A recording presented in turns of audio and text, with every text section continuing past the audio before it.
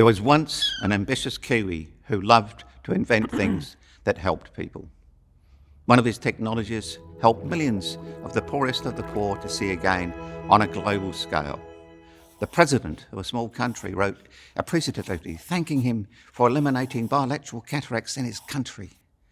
The world's foremost expert in this field expressed his deep admiration, and the executive director of the world's leading sight restoring charity praised his leadership. Back home, however, it was a different story. A prominent news editor claimed his contribution to global prevention of blindness was grossly exaggerated, and then the other media piled in. That inventor was me, and what happened to me is pretty common in this country. New Zealand doesn't like tall poppies. It cuts down people who stand out from the crowd and breach our societal egalitarian code of practices. It's not the done thing around here to be ambitious and successful. KJ Apa, the actor, said our tall poppy syndrome was the reason he couldn't wait to leave New Zealand to be himself in Hollywood.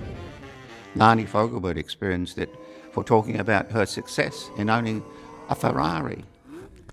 And Israel Adesanya took a jab at our tall poppy syndrome by calling it out on stage at an awards ceremony. In post-war England, every terraced house had white net curtains facing the street. And if Mrs. Smith at number 9 put up blue net curtains, she was up herself. Tall poppy. Thankfully, in the UK in the 60s, they embraced pop culture, and it was okay to be a tall poppy, to be a rock star, and to show off.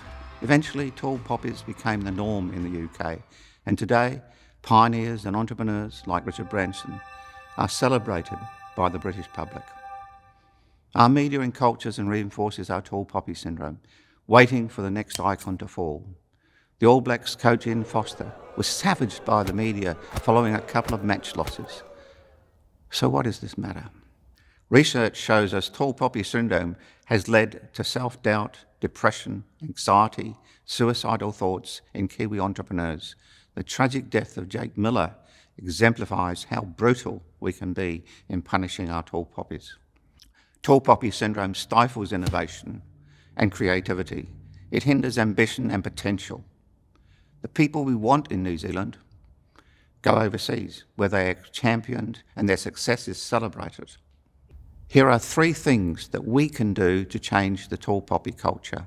1, as a country, let's embrace and celebrate tall poppies, because whether they win, lose or draw, they represent the best of the human condition. And as Israel Adesanya said, pump them up, embrace them, because if they win, we win, and if I win, you win. 2, let's call out the media for cancelling tall poppies, because this is the worst form of online bullying that you can get. Give Kiwis a chance to dream.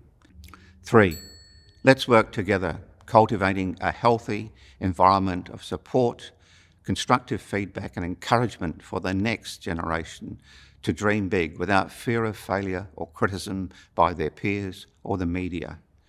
You know, I was once a street kid and managed to overcome my circumstances to become a scientist and an inventor and a sir.